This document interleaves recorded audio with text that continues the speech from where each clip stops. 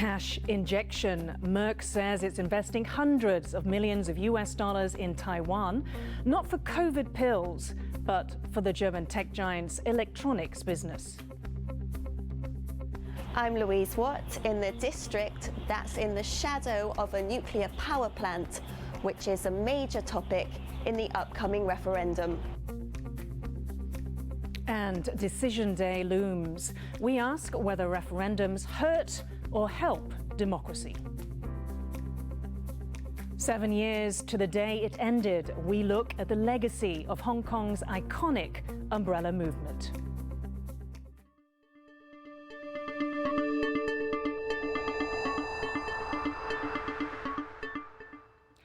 A warm welcome to TaiwanPlus News. I'm Yin Khvat. We start with the latest from Hong Kong, where firefighters are scrambling to rescue more than 100 people trapped inside a burning building.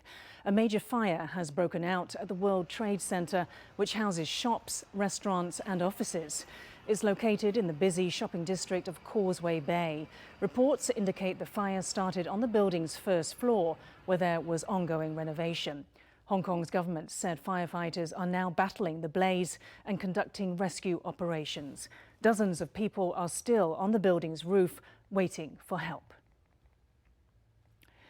German-based tech giant Merck Group has announced it will be making its largest investment in Taiwan to date, pouring in a total of $612 million US dollars.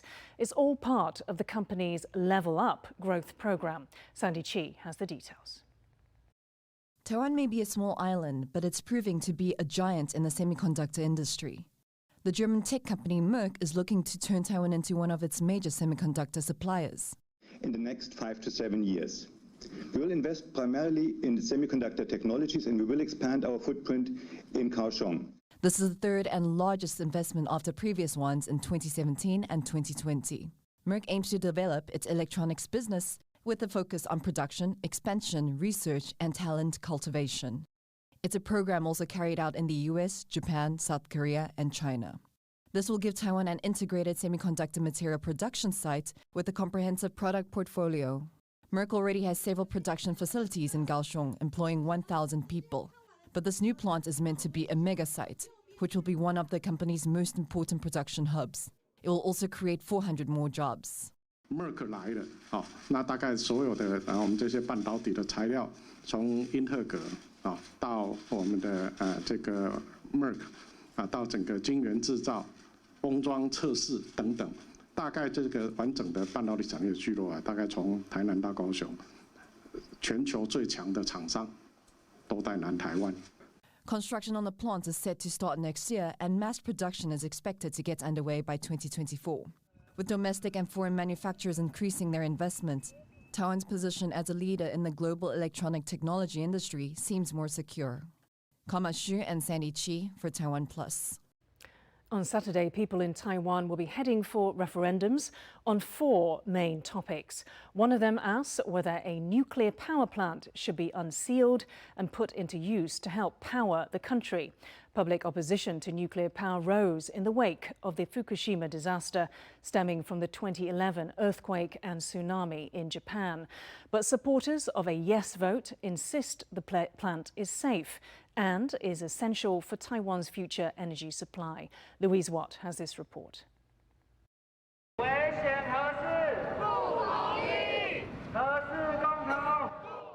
Marching for a no vote. Activists on a 30-hour walk to Taiwan's capital, calling on the public not to activate a controversial nuclear power plant. Their campaign started in Gongliao on the northeastern coast, the site of the island's 4th nuclear power plant, the focus of a divisive referendum. The divisions largely fall along party lines. The ruling Democratic Progressive Party, or DPP, is anti-nuclear.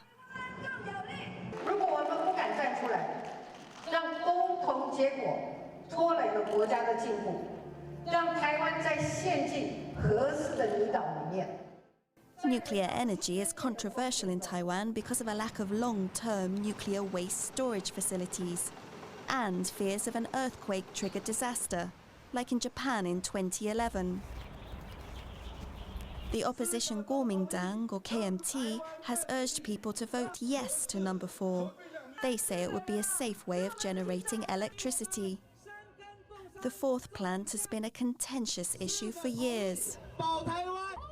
In 2014, the KMT, which was in power, stopped its construction in the face of massive protests over perceived safety risks following Fukushima. In 2016, the DPP came to power, intent on phasing out nuclear power by 2025. 2 years later, voters in another referendum unexpectedly rejected that policy goal of a nuclear-free Taiwan. The fate of the 4th nuclear power plant is an especially heated issue in Gongliao, where it's located. Wu Wentong runs an electrical shop full of refrigerators, fans, and anti-nuclear posters. He's campaigned against the plant since its construction was first proposed more than 30 years ago. He shows me albums with photos of community meetings dating back to the 1980s. 后来的慢慢了解到不是只有经济的影响，反而对你的生活、对你的生命，甚至于对你的后代子孙都有长远性的影响。 He's compiled his own research on the impact an operating nuclear plant could have in this area. 然后现在闪那个就是1号机跟2号机。 Saturday's referendum is the first countrywide vote on activating the Longmen nuclear power plant. 其实大家一直认为公投是最公平的一个公共议题的决定，但其实对贡寮人来讲是不是的，因为它是一种在多数人的强迫之下，去给少数人居住的地方做一个不公不义的一个决定。 Opposition voices against the plant ring loud in this fishing town, with some residents even calling for divine intervention.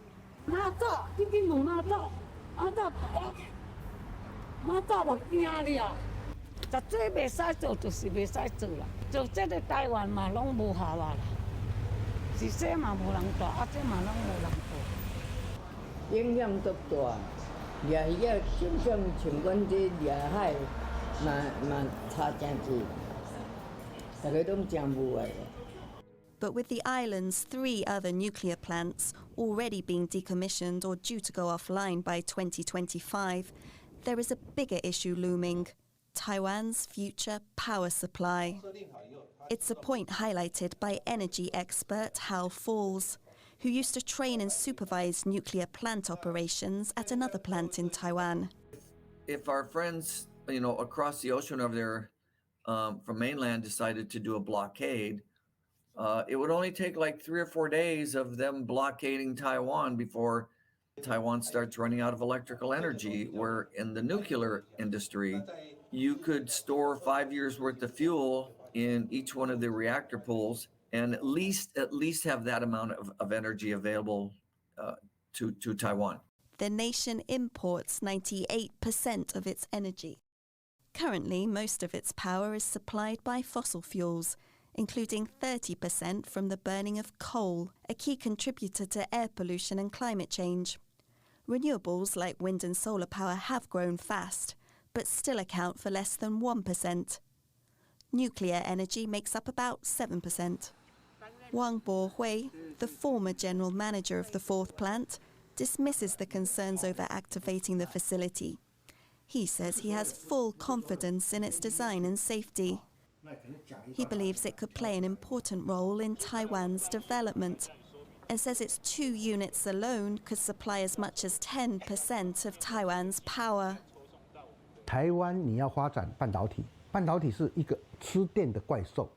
那你假如说用这些电，完全用政府现在讲的，完全用再生能源 ，green， that's impossible. Because the green is based on the weather, okay? The weather in the daytime they have, but in the nighttime no. But residents in the shadow of the plant aren't convinced that it's a strong enough argument to activate it. 30几年，我们刚开始知道在贡寮兴建核四的时候，那个时候的政府，那个时候的台电就讲说台湾会缺电，但是核四已经盖了差不多30年了，到现在台湾还没有缺电。Whether the referendum opens the door to the plant going online or not, both sides agree on one thing: the decision will have repercussions for future generations. Alex Chen and Louise Watt for TaiwanPlus. You heard in that report from Taipei-based Hal Fowles, who used to train and supervise operations at Taiwan's third nuclear power plant in Pingdong. He now runs a company manufacturing components for the onshore wind industry. Louise Watt spoke to him further and asked him how safe nuclear energy is in Taiwan. First of all, Taiwan is not Fukushima, and Taiwan is not Chernobyl. Chernobyl, just going back quite a number of years, is a totally different reactor design, which could never happen in Taiwan because of the design. And as far as Fukushima was concerned, if you look at the major earthquake that Fukushima suffered, which is a pretty massive earthquake, the damage wasn't done by the earthquake. So when people say, well, we could have a similar earthquake, yeah, okay, we could. But the damage to the reactors were done by the failure of the backup electrical generators to turn on. And the problem with Fukushima is that the backup electrical generators were under sea level. And I don't know how the water got into those. They're supposed to be isolated, they're supposed to be secure, they're supposed to be waterproof. Taiwan is not built the same. Taiwan does not have the electrical generators under sea level. Taiwan's two reactors, Kaohsiung and Jinsan, are basically up on a hill, and a tsunami like they had in Japan would not affect them the same. Over the past decades, a big issue in Taiwan concerning nuclear has been the disposal of nuclear waste. How much of an issue do you think this is going forward? You've got so many of these highly radioactive fuel assemblies sitting in these spent fuel pools right now. And what are we going to do with it? The cities like New Taipei City doesn't want to transport it across the land. We're not allowed to put it on ships and send it out of Taiwan at this time. Actually, it's not just Taiwan. There's no international shipping that I know of spent fuel assemblies. So just the fact that we've got these highly radioactive fuel cells sitting here, what are we going to do with it? And to me, that's the biggest concern about nukes, is safe disposal of these thousands and thousands of highly radioactive fuel cells. U.S. Secretary of State Antony Blinken has warned China to stop its aggressive actions in the Indo-Pacific.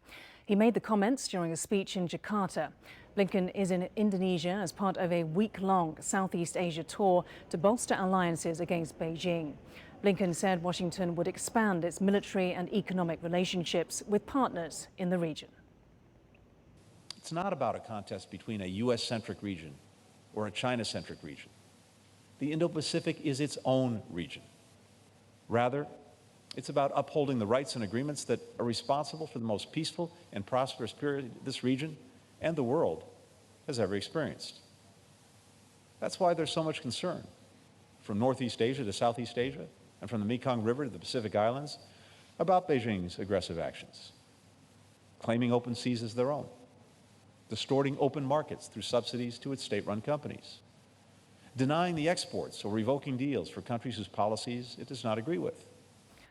A 6-member delegation of French MPs has arrived in Taipei ahead of talks with Taiwan's president, premier and foreign minister. The group is led by François de Rugy, head of the France-Taiwan Parliamentary Friendship Group. It's the latest in a flurry of European delegations to visit Taiwan in recent months. On a 5-day visit, the MPs will hold discussions on post-pandemic economic recovery and security in the Indo-Pacific region. De Rugy is the former president of France's National Assembly and has been a vocal supporter of Taiwan.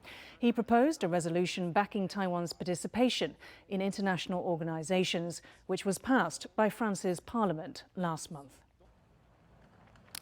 Coming up after the break, we'll tell you how a double-decker bus is taking dining to a whole new level. Stay with us.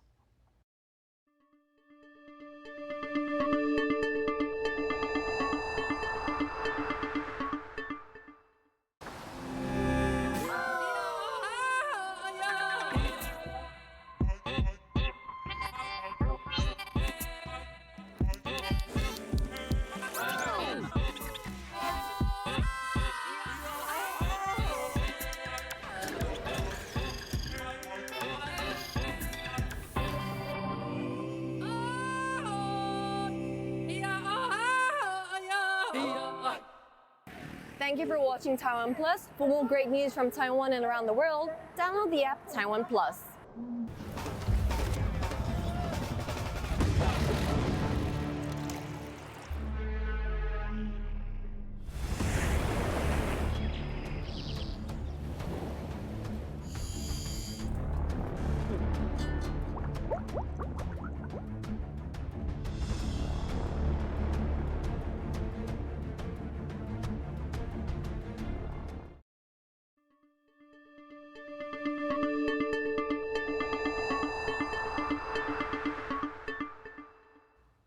Welcome back. You're watching Taiwan Plus News. A reminder of our top story. German-based tech giant Merck Group has announced it will be making its largest investment in Taiwan to date of $612 million to tap the semiconductor industry. Today marks 7 years since the end of Hong Kong's umbrella movement. In 2014, for 79 days, tens of thousands of people camped out on the streets, bringing part of the city to a standstill. They were demanding the right for the territory to pick its own leaders. The pro-democracy demonstrations ended with activists defiantly proclaiming they will be back. Ryan Hoko-Patrick looks at how the protests' end impacted not only Hong Kong, but also Taiwan. On December 15, 2014, Hong Kong's umbrella movement came to an end. For 79 days, protesters had occupied key thoroughfares throughout the city, demanding what they had been promised when the former British colony was handed over to China, the right to elect their own leaders. The government refused to concede, and although protesters were forcibly removed, they vowed to continue fighting, to take their struggle from the streets into the halls of power. But then when we were campaigning for the Legislative Council election, we were having slogans about both sides, we have to be on, inside the chamber, outside the chamber. These are ways to make changes. Of course, at the end of the day, we still believe that the structural change will always happen from pressure outside of the system. But having a platform, having a voice inside the system helps you to promulgate your agenda and broadcast your voice more effectively. From the ashes of the umbrella movement, new parties, headed by young activists like Nathan Law, arose. The despair many felt about the protest failure turned into hope for a new generation to change the system from within. The next day, they just went into the election and formed political parties. So for them, there's no divide between these two forms of political participation. And that actually shows that they really do have great faith on electoral democracy. I would say that this generation into society evinces a very optimistic outlook. But sadly, it was a misplaced optimism. Despite making history as the youngest lawmaker ever elected in Hong Kong, Law was disqualified, along with other pro-democracy election winners. The legal interpretation that enabled this came directly from Beijing. Nonetheless, Hong Kongers' determination to work within their flawed semi-democracy was an inspiration for many from Taiwan's own Sunflower Movement earlier the same year, including protester-turned-politician Meredith Huang. 我觉得被香港影响很大，因为我们看到黄之锋，我们看到罗冠聪，我们看到很多人，他们直接站出来，然后他们就算知道他们站出来有非常多会让他们自己可能很痛苦的处境，他们还是决定站出来。我觉得这件事情其实影响了蛮多当时参与了太阳花运动，但后来选择做幕僚，后来又选择站出来到第一线，像是我这样子的人，我觉得我们受到香港众志的影响非常非常大。This weekend, Hong Kong again goes to the polls, again in the first Legislative Council election after a major round of protests. But this time, there will be no opposition candidates. Under a massive overhaul of the electoral system imposed by Beijing, directly elected legislators have been reduced to a small minority in the chamber. And anyone hoping to run must pass intensive vetting by the new National Security Police. Nathan Law is now a wanted man in Hong Kong, continuing the struggle for democracy in exile.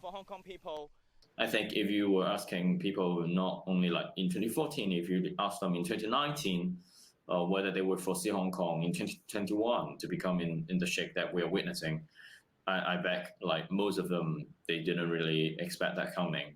So I think in every intersection of the historical events, we could only do our best to do what we ought to do So, I mean, in 2014, 2019, we're just doing what we feel we should do and what we feel was right.